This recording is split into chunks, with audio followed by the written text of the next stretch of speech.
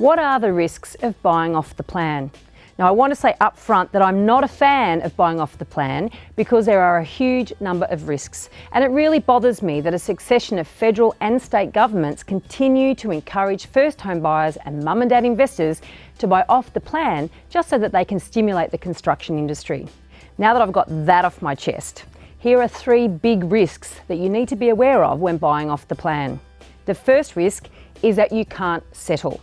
When you first sign a contract for a property that's expected to be completed in a year or 2, you might have no problem getting finance. But things change.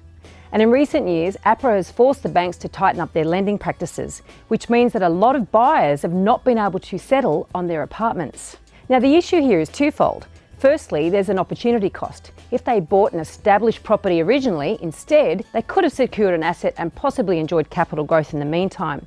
And secondly, they will no doubt suffer financial penalties for not being able to complete the purchase. The second risk is that it's a poor build quality. A new building has no history on which you can base your decisions. It's a fact that a large proportion of new buildings have major problems which are extremely disruptive and cost the owners a lot of money. Builders go broke, developers go broke, all buildings have defects, and often the claims are not 100% covered by insurance.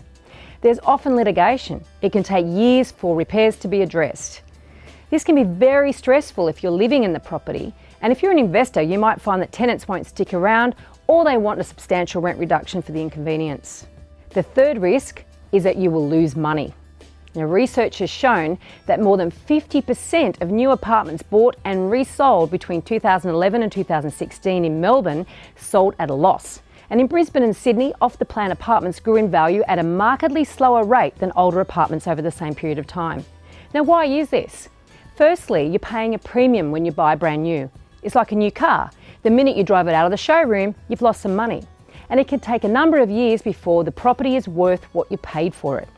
The second reason is that a lack of scarcity and a full development pipeline will impact growth.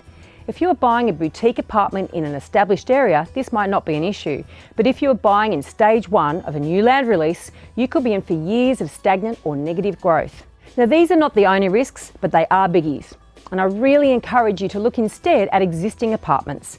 And I've put the link to my apartment buyer checklist in the notes to make it easier for you. And if you like this video, please share it and click like.